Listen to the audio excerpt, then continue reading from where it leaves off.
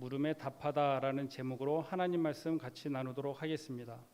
담임 목사님께서 휴가 중에 계셔서 오늘 예배 설교는 제가 하게 됐습니다. 매번 처음, 그러니까 낮 예배는 제가 처음이잖아요. 그래서 매번 처음 예배를 그러니까 예배를 인도하게 될 때, 그리고 설교를 시작할 때 꼭 당부드리는 말이 중에 하나가 있어요. 설교자들마다 그 설교 스타일이 다 있습니다. 그래서 혹시 오늘 저 설교를 처음 듣는 분들은 놀라지 마시라고 좀 당부를 드리고 싶어요. 사람들마다 스타일이 있어요. 그리고 저는 조금 스타일이 달라요. 그렇기 때문에 혹시 집에서 온라인으로 예배 드리시는 성도님들 설교 듣다가 놀라지 마시고 하나님도 저런 사람을 쓰시는구나 그렇게 이해하시면 감사하겠습니다. 저는 중고등부를 섬기고 있고, 그리고 부목사로 맡겨진 환경에서 열심히 사역하고 있습니다. 기억나실 때 기도해 주시고 오늘 하나님 말씀 같이 나누도록 하겠습니다. 그리고 담임 목사님 이번 주까지 휴가인데 담임 목사님 영육간의 강건함과 회복을 위해서 기도해 주시기를 바랍니다. 오늘 읽은 이사야서 65장은 1절에 보면 나는 나를 구하지 아니하던 자에게 물음을 받았으며, 누가 얘기하는 거냐면 하나님이 말씀하시는 거예요. 그런데 65장만 딱 떨어놓고 보기에는 말씀이 조금 65장을 조금 더 깊이 이해하기 위해서는 그 앞에 64장과 63장과 64장의 말씀을 조금 살펴볼 필요가 있습니다. 왜냐하면 이사야서 65장은 하나님이 답하시는 거거든요. 하나님이 물음을 받고 그에 대한 대답이 65장의 말씀이에요. 그렇기 때문에 지난 금요일 새벽이죠. 63장과 64장을 잠깐 말씀을 나누는데 63장을 보면 하나님이 이사야 선지자가 하나님 앞에 기도하는 내용이 나와요.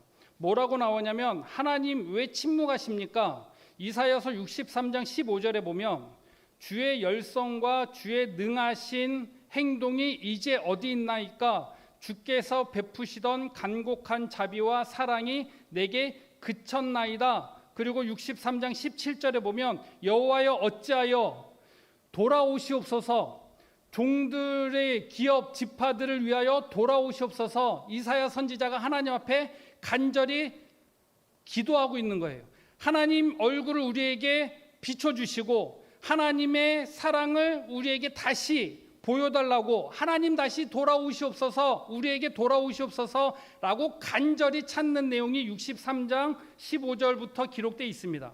이 질문에 대해서 오늘 65장 1절 말씀에 답을 하시는 거예요. 그 이사야 선지자의 기도에 답을 하시는 거예요. 65장 1절 말씀을 세 번역으로 보면 이렇습니다. 나는 내 백성의 기도에 응답할 준비를 하고 있었지만 내 백성은 아직도 내게 요청하지 않았다. 누구든지 나를 찾으면 언제든지 만나려고 준비를 하고 있었지만 아무도 나를 찾지 않았다. 내 이름을 부르지도 않던 나라에게 나는 보아라, 나 여기 있다, 나 여기 있다라고 말하였다라고 말씀합니다. 그리고 65장 2절의 세 번역으로 보면 제멋대로 가며 악한 길로 가는 이스라엘 백성들에게 반역하는 저 백성들을 맞이하려고 내가 종일 팔을 벌리고 있었다라고 말씀하고 있어요. 이사야서 63장 15절과 17절에 이사야 선지자는 하나님 어디 계십니까? 하나님의 능력과 그 은혜와 자비와 사랑이 우리에게 그쳤습니다. 그래서 우리는 지금 고통받고 있습니다. 하나님 어디 계십니까? 그 질문에 하나님이 65장 1절과 2절에 뭐라고 말씀하고 있습니까? 보아라 나 여기 있다. 보아라 나 여기 있다. 그리고 하신 말씀이 내가 종일 팔을 벌리고 있었다라고 말씀하고 있는 거예요. 그래서 1절과 2절 말씀을 통해서 우리가 발견할 수 있는 건 뭐냐면 하나님은 응답하시는 하나님이다라는 거죠. 하나님은 이사야 선지자의 말씀에, 이사야 선지자의 기도에 침묵하는 하나님이 아니다라는 거예요. 그래서 하나님이 보아라 나 여기 있다, 나 여기 있다라고 계속 말씀하고 있는 거예요. 이사야서 64장에 보면 또 이사야 선지자가 이렇게 간구합니다. 하나님이 강림하시기를 어떻게 강림하시냐? 하늘을 가르고 그리고 강림하시고 주 앞에서 산들이 진동하게 강림해 달래요. 왜요? 그 다음 절에 보면 이방 나라들이 주 앞에서 떨게 하옵소서. 에돔 사람들이, 이방 나라 에돔 사람들이 이스라엘 백성들에게 괴롭힘을 당하고 억압을 하니까 하나님이 하늘을 가르고 산이 진동하게 초자연적인 능력을 발하셔서 이방 사람들이 무서워 떨게 해달라는 거예요. 이것이 이사야 선지자의 간곡한 기도였어요. 그런데 이사야서 65장에 하나님이 뭐라고 말씀하고 있냐면 내가 잠잠하지 아니하고 반드시 보응하리라. 그리고 7절 말씀에 그 조상의 죄악을 내가 모두 보응하겠다 말씀해요. 이사야 선지자는 이방 나라들, 에돔 나라들을 향해서 하늘이 갈라지고 땅이 진동하는 것처럼 막 엄하게 막 초자연적인 능력을 통해서 이방 나라들이 하나님의 살아계심을 보여달라고 기도하고 있는데 하나님은 뭐라고 말씀하고 있어요? 이스라엘 백성들이 범죄한 것을 보응하겠다라는 거예요. 이스라엘 백성이 하나님을 버리고 우상 앞에 절하고 그리고 가증한 것을 하면서 나는 거룩하다, 너희들은 나에게 가까이 오지 말아라. 그것이 65장 4절이지요. 먹는 것을, 가증한 것을 먹는 사람들에게 나에게 가까이 오지 말아라 라고 얘기하는 이스라엘 백성들을 향해서 하나님이 보응하겠다라고 말씀하고 있는 거예요. 이 말씀을 통해서 우리가 발견하게 되어지는 것은 무엇이냐면 한 가지, 하나님은 살아계시다라는 것. 또 한 가지는 무엇입니까? 하나님은 물음에 답하시는 분이시다라는 거예요. 우리가 이것을 기독교적인 용어로, 신앙적인 용어로 뭐라고 해요?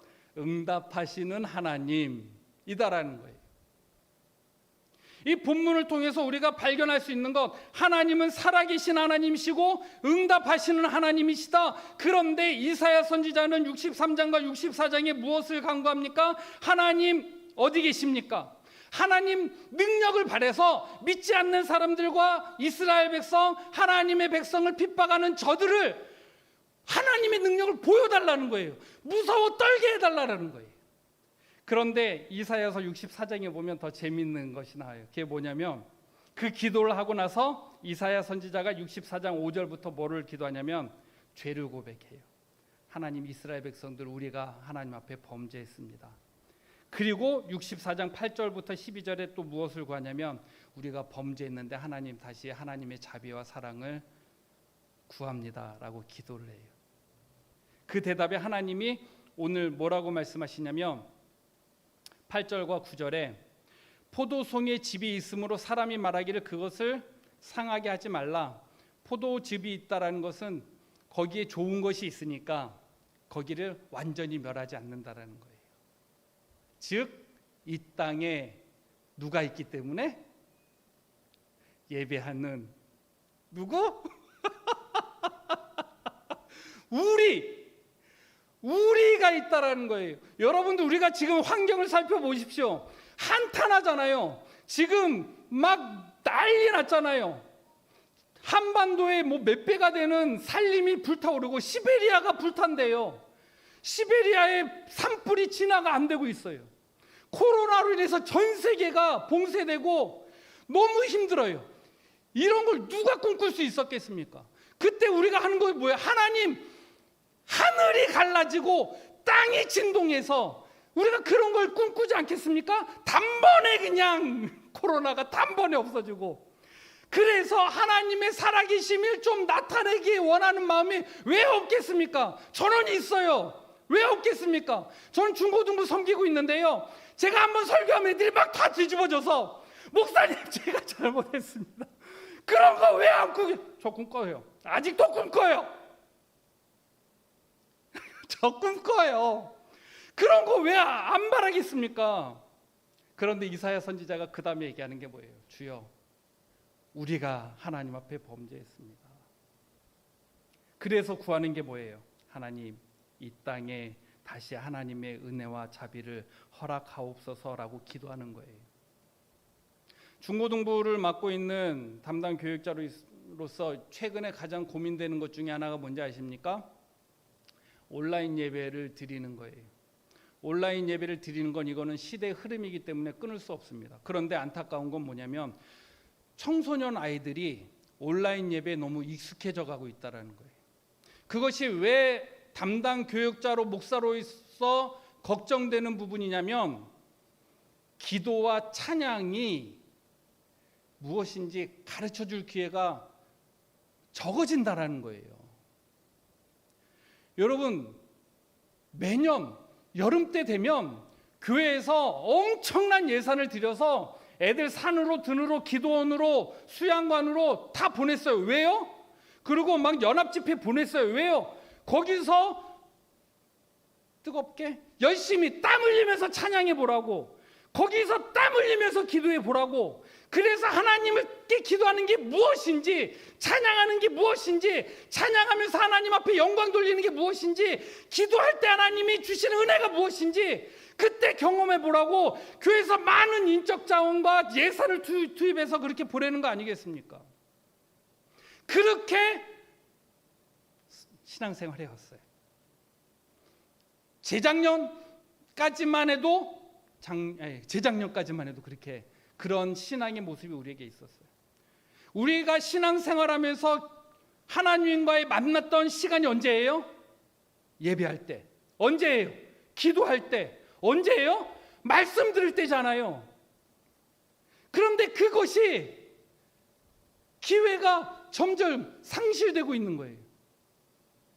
그래서 그것이 상실됨으로 인해서 아이들한테 기도하는 것을 어떻게 가르쳐야 되는지, 그래서 교회에서 더 치열하게 지금 사역하고 있습니다.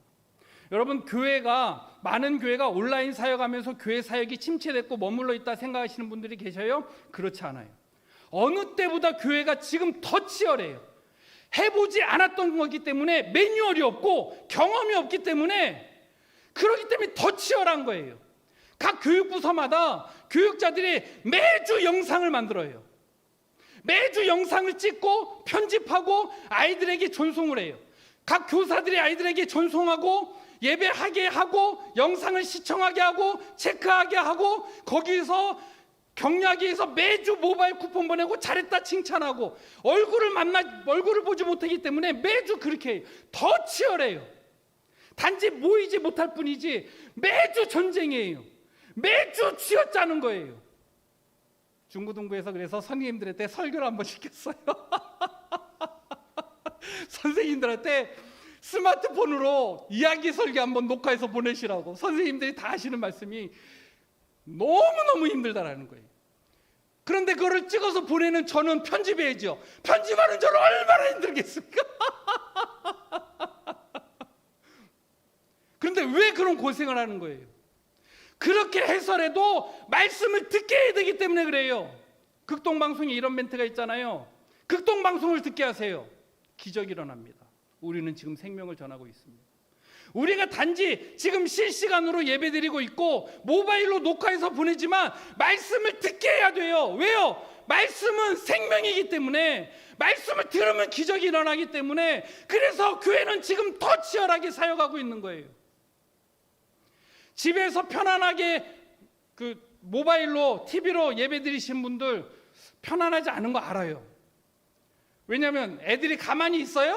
애들 교회에서도 떠들면은 쥐어박는데 집에서는 더 자유롭잖아요. 부모님들도 막 전쟁일걸요.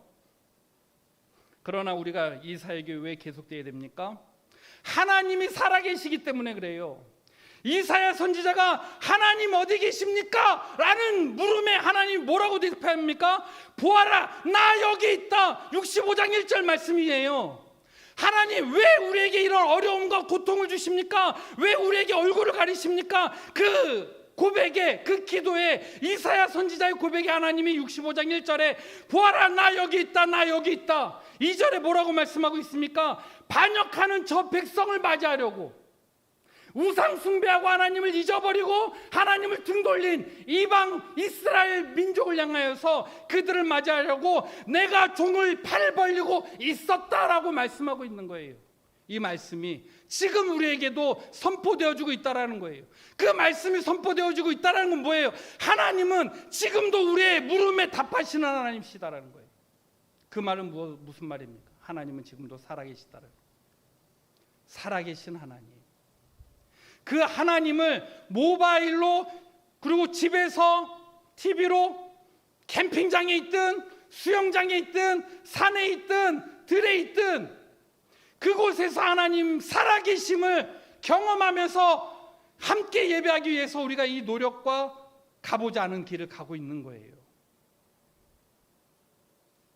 하나님은 살아계시기 때문에 그렇습니다. 살아계신 하나님이기 때문에 우리가 해야 되는 게 뭐예요?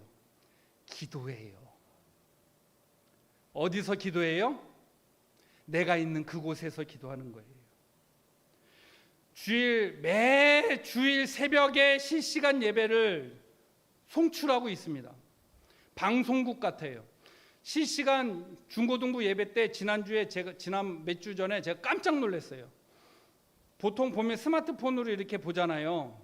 제 얼굴을 녹화해서 이렇게 볼 때, 스마트폰으로 볼 때 그렇구나, 다음에는 조금 얼굴 톤을 밝게 해야겠구나, 그 정도였는데 방송실에서 이따만한 모니터로 제가 한번 봤는데 제가 깜짝 놀랐어요. 얼굴이 이따만하게 나오는 거예요. 그래서 제가 얼마나 놀랐는지 몰라요.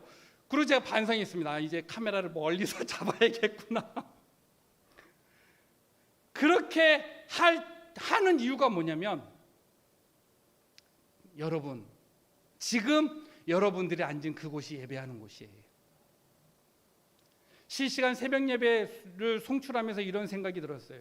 출근하면서 이 예배를 함께 하시는 성도님이 있겠구나라는 생각을 하게 됐어요. 왜 그렇게 됐냐면 덕준 형제의 이름이 올라왔기 때문에 그래요. 덕준 형제 이 시간 출근할 시간인데 근데 이름이 올라오더라고요. 그래서 출근하시는 분들이 들을 수도 있겠구나라는 생각을 하게 된 거예요. 그럼 어디서 예배하는 거예요? 자가용 안에서 예배하는 거죠. 또는 지하철에서 이어폰 꽂고 예배를 들으시는 분들도 있을 거라 생각이 듭니다. 버스 안에서. 그럼 우리는 거기서 예배하는 거예요. 내가 있는 그곳에서 예배하는 거예요. 왜요? 살아계신 하나님 앞에 예배당이 아닌 내가 있는 그곳에서 하나님을 예배하는 거예요. 그래서 출애굽기 3장 5절에 아브라함에게 하나님이 이렇게 말씀하시죠. 내가 선 곳은 거룩한 땅이니 내 발에서 신을 벗어라. 내 발에서 신을 벗어라. 왜요? 네가 서 있는 그곳이 거룩한 곳이기 때문에. 여러분 서 있는 그곳이 거룩한 곳이래요. 여러분들이 서 있는 그곳, 직장과 사업장과 가정, 지금 여러분들이 앉아있는 캠핑장, 여러분들이 앉아있는 소파, 여러분들이 누워있는 침대 놀라지 마십시오. 원래 설교 스타일이 그래요. 그곳이 거룩한 곳이래요.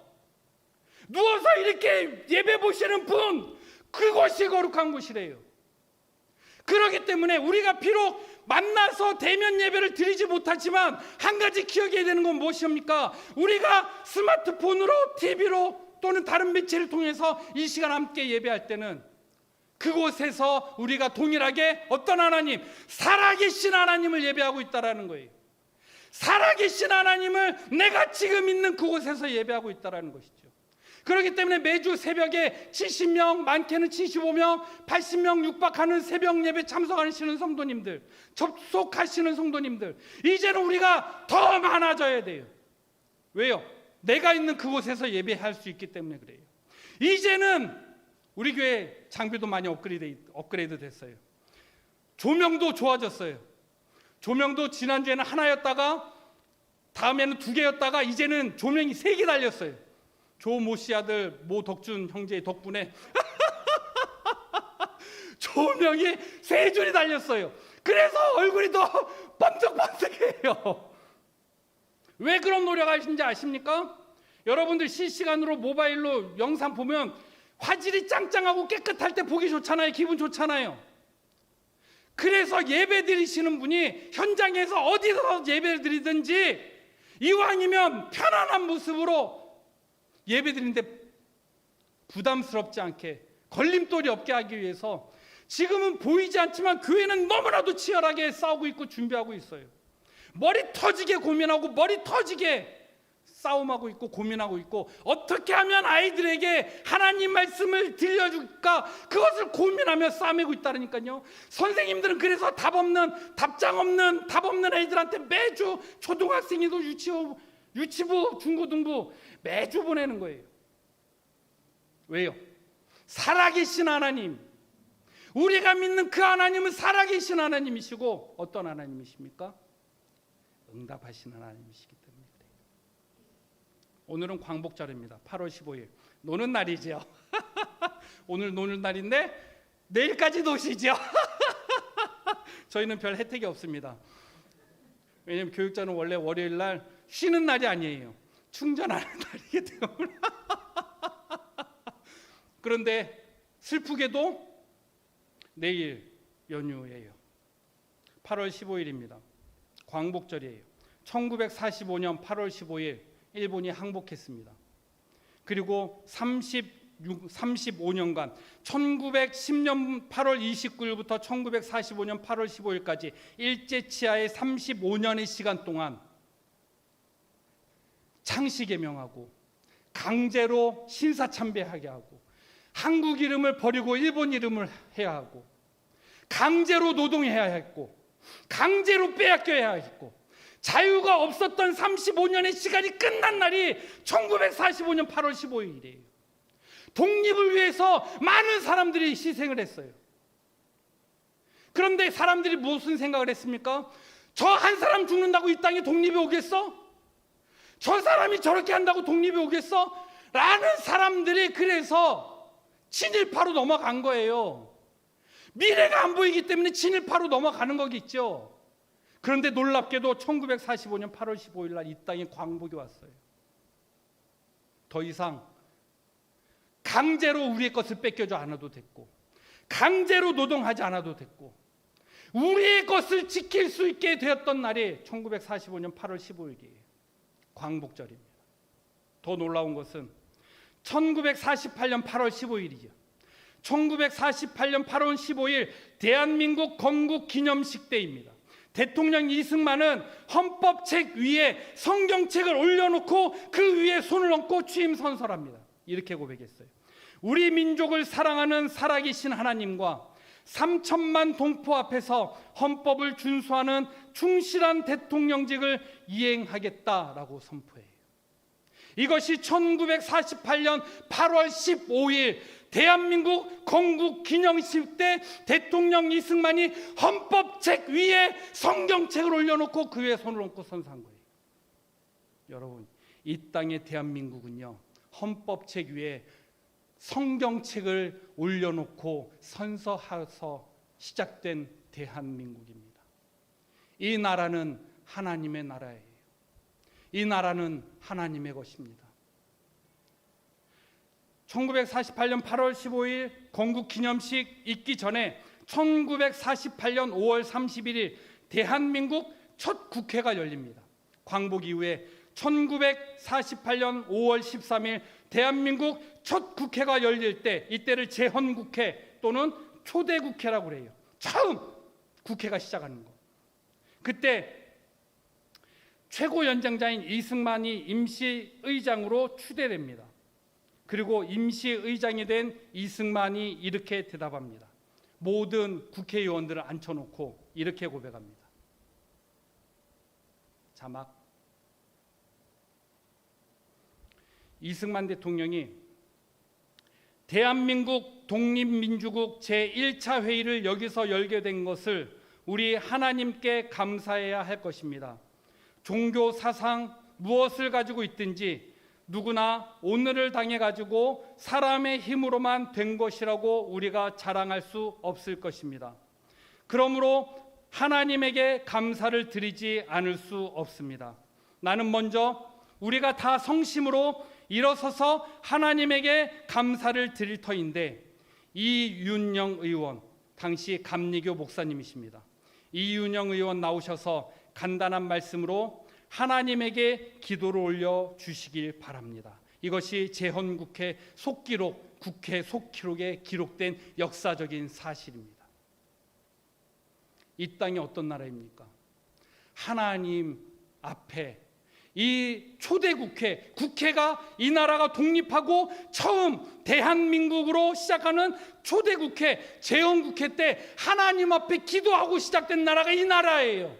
맨날 싸우는 것 같은 그 국회가 시작되기 처음 이 나라 민주주의가 시작하는 첫발을 내디는 재헌국회 때, 초대 국회 때 하나님 앞에 기도하고 시작된 나라가 이 나라입니다.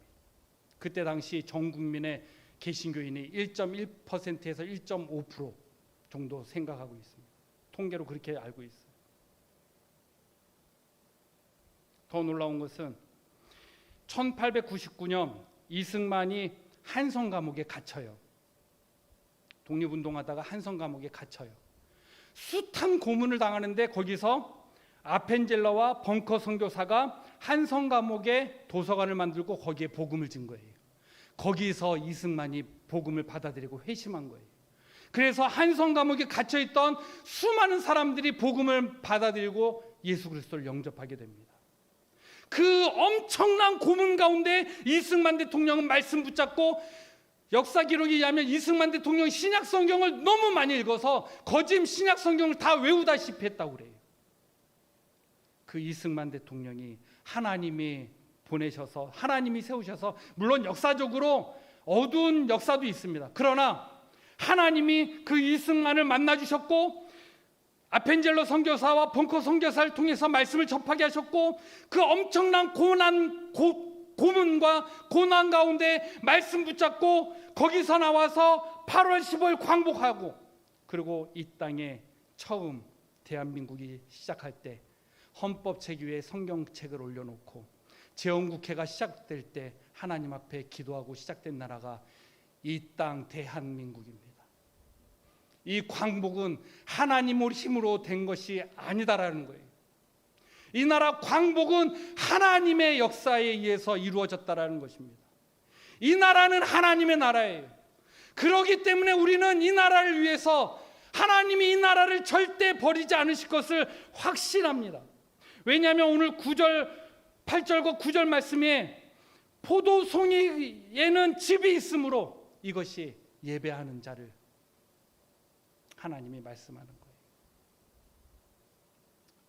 여러분, 하나님은 물음에 답하시는 분이십니다. 그럼 우리는 할 수 있는 게 무엇입니까? 우리가 해야 되는 건 뭐예요? 기도예요. 기도밖에는 살 길이 없어요. 누가 기도합니까? 첫 번째, 이사야 63장과 64장을 살펴보면 어떤 사람이 기도하냐? 첫 번째, 억울한 사람이 기도해요. 사회를 보고 환경을 보고 가슴 아프고 억울하고 애통하는 사람이 하나님 앞에 기도합니다. 두 번째, 어떤 기도를 합니까? 하나님 앞에 기도해요. 하나님 초자연적인 능력을 보내셔서 두려움없게 해달라고. 그 다음에 어떤 반응이 일어납니까? 하나님, 우리가 죄인입니다. 그 다음에 하나님, 우리에게 다시 긍휼을 베풀어 주시옵소서 라고 기도하는 거예요. 그렇기 때문에 이 시간 함께 예배하는 우리 성도님들, 특히 오늘은 중고등부 학생들도 함께 실시간 예배로 같이 동참합니다. 학생들한테는 새벽 같은 시간일 텐데 제가 설교하기 때문에 실시간 하자고 했어요. 우리는 그 아이들에게 무엇을 전수해 줘야 돼요? 기도하는 거 전수해 줘야 돼요. 얼마 전에 제 동생이, 남동생이 하나 있는데 2살 어린 동생이 있는데 새벽 예배 끝나고 집에 가는데 이렇게 문자 왔어요. 형, 설교 잘 봤어? 이래요. 깜짝 놀랐어요. 동생이 내 설교를 보더니 막 두려움이 생기는 거예요. 그러고 나서 이런 생각을 했습니다. 더 이상 우리 어머니 험담을 하면 안 되겠구나. 근데 저희 어머니는 다시 한번 말씀드리지만 반찬을 정말 못하십니다. 살림도 잘 못하세요. 반찬도 못하고 살림도 못하세요. 그렇기 때문에 지금 78세인데 너무너무 고우세요. 보시는 분들도 어머니가 너무 고우세요. 고울 수밖에 없지요. 기도하느라고 고생했고, 교회에서 철야 기도하느라고 고생하셨고, 그러니까 곱지요. 그래서 살림도 잘 못하시고 반찬도 잘 못하십니다. 그래서 집에서 뭐 먹자 그러면 화내요. 싫어! 나가서 먹을. 그런데 그 어머니에게 전수된 건 뭐냐면 반찬 안 해줘도 기도해 주는 어머니. 새벽에 오면 차디찬 손으로 이마에 손을 얹고 기도해 주던 그 어머니 있잖아요. 저는 아버지하고는 깊은 유대나 애정이 별로 기억나는 게 없어요. 왜냐하면 저 초등학교 때부터 저희 아버지는 사우디와 쿠웨이트에 출장 그 해외 산업글로 너무 많이 가셔서 기억이 없어요. 그런데 저희 아버지가 저에게 남겨진 신앙 유산이 뭔지 아십니까? 인천에서 타이어 빵꾸 때우는 조그만한 가게를 하셨는데, 인천에서 주말에 한 번씩 올라오실 때 1호선 하인천역에서 서울역까지 오시면서 첫 번째 칸에서 끝 번째 칸까지 왔다 갔다 하시면서 성경책 딱 끼고 전도하셨대요. 그걸 오시면 자랑을 하세요. 전 아버지의 따뜻한 뭐 그런 거 잘 몰라요. 그런데 그 얘기를 들으면서 아버지는 하늘나라 가셨지만 저에게 큰 유산이 되고 있는 거예요. 여러분, 그것이 전수되어진다라는 거예요. 전수되어진다라는 게 그런 거예요. 근데 저희 아버지는 더 놀라운 게 뭔지 아십니까? 전도할 때 뭐라고 하셨냐면 방언으로 전도하셨대요. 너무나도 비효율적인 전도 방법이잖아요. 한국말로 해도 들을까 말까 한데 성경책 딱 끼고 샬라샬라 하면서 그렇게 전도하셨대요. 그런데 아버지는 그걸 너무 뿌듯해 하셨어요. 그리고 하늘나라 가셨어요. 그리고 남아있는 저에게는 아버지에 대한 아들아라고 따뜻하게 안아준 그런 따뜻한 기억은 없지만 그 신앙의 모습이 저에게 전수되고 있다는 거죠. 왜 그렇게 해요? 하나님은 살아계시기 때문에 그래요. 하나님은 살아계시기 때문에 우리의 물음에 하나님 답하십니다. 목사님, 제 물음에는 답하지 않으시던데요? 여러분, 이런 질문을 참 많이 듣는데, 하나님 나에게 1억 주십시오, 1억 주십시오, 1억! 근데 하나님이 1억 안 주셨어요. 그러면 하나님이 응답 안 한 거예요? 다른 거를 눈을 좀 크게 여시라고요. 크게. 아들이 아빠 1억 주시면 시야를 넓게 여십시오. 넓게 열어보세요. 지금까지 지내온 삶의 여정을 살펴보시라는 거예요. 하나님은 우리에게 응답하시고 뭐라고 말씀하십니까? 보아라, 나 여기 있다. 65장 1절, 65장 2절. 반역하는 저 백성을 맞이하려고 내가 종일 팔을 벌리고 있었다. 이것이 이사야 선지자가 하나님 앞에 외치면서 기도했던 그 기도의 답이에요. 그 물음에 하나님이 답하신 거예요. 하나님이 이 땅에 8월 15일 광복을 허락하셨고, 우리가 이 땅에 일제강점기 때 일제로 인해서 너무나 신음하고 고통하는 그 기도 소리를 들으시고, 하나님이 헌법책 위에 성경책을 올려놓고 선세하게 하셨고, 재헌국회 때, 초대국회 때 기도하고 시작하게 하신 거예요. 하나님의 역사는 지금도 계속되고 있습니다. 누굴 통해서요? 앞에 있는 목사요? 예, 맞습니다. 또 누구요? 여러분들을 통해서 일이 시작되고 있다라는 거예요. 여러분들 통해서 하나님이 역사가 일어나고 있다라는, 역사하신다라는 거예요. 못 믿겠다고요? 기도하세요. 기도해도 응답이 없다고요? 더 기도해 보세요. 그래도 없다고요? 더 기도해 보십시오. 그래도 응답이 더 기도해 보시라는 거예요. 왜냐하면 하나님이 살아계시기 때문에 그렇습니다. 우리 이 시간 함께 찬양하고 우리 함께 기도하는 시간을 갖도록 하겠습니다. 우리가 우리 보좌 앞에 모였네. 우리 이 찬양을 같이 나누고 기도하기 원합니다. 우리가 하나님 앞에서 어디 있든지, 우리가 코로나로 인해서 온라인으로 실시간으로 또한 녹화된 예배를 우리가 시청하고 드린다고 해도 우리는 그 자리에서 하나님 앞에 예배하는 자로 서야 됩니다. 그리고 그런 예배의 모습이 당대와 우리 자녀들과 그 다음에 자녀 손까지 이것이 전수되어야 돼요. 누구로부터? 나로부터, 우리로부터 시작되어야 된다는 것입니다. 우리 이 찬양 부르고 우리 함께 통성으로 기도하시겠습니다.